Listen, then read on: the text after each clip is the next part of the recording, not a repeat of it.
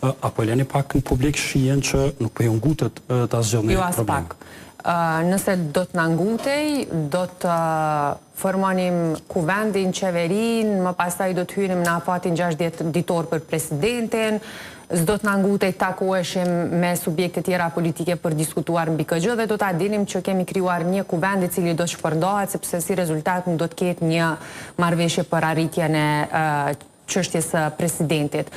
Nuk është mirë që s'po bazohemi në ato që po thot opozita. Kjo opozita e cila po na akuzon neve që po i shkelim afatet kohore, ndërkohë që ata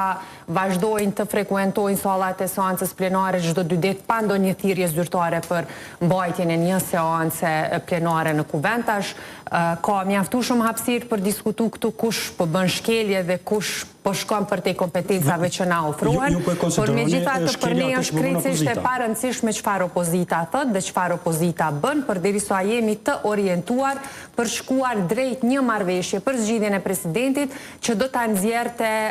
vendin pra prej situatës që është krijuar pikërisht edhe për shkak të hezitimit të këtyre partive opozitare për të marrë pjesë në dialog, e cilat si zgjidhje po e shohin daljen çdo të dytin mëngjes para qeverisë për të protestuar dikon 30 minuta dhe pastaj frekuentojnë sallën e seancave plenare, nuk është se prodhojnë ndonjë gjë nga kjo. Do të dukej krejt ndryshe nëse ata do të kishin interesim në kuptimin e arritjes së një emri konsensual, sepse fundja gjithë po e dim tashmë që është përgjegjësia e secilës parti politike dhe secilit deputet, kështu që s'po i marrim për bazë çfarë opozita thot, ne po punojmë në drejtim të asaj çfarë mendojmë që do të ishte zgjidhja e vetme për të dalë prej kësaj situate që është kriju.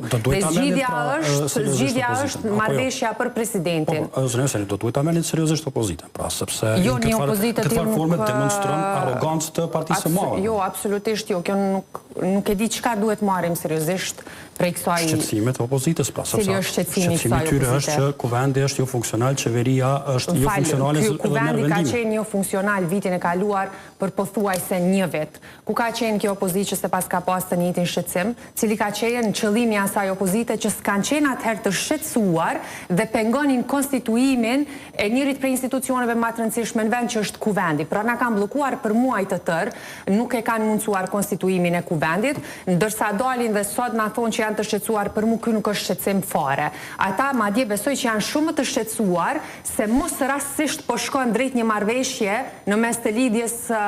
demokratike të Kosovës dhe lëvizjes vetëvendosje, e po krijohen institucione të cilat më mandej do të punonin me një mandat të plot. Ky është shqetësimi vetëm i kësaj opozite që po e shohim me këto aksione të kota boshe çdo 2 ditë para qeverisë në kuvend. Unë nuk mendoj që ata kanë ndonjë shqetësim tjetër, nëse ata vërtet di pra do të kishin qenë të shqetësuar për mos funksionim të institucioneve, çësja e tyre do të ishte ndryshe, nuk do të ishte e tillë si kjo që po e shohim këto ditëve të fundit. Dhe mbesoni që për këtë madje e vlerësojnë edhe qytetarët vet,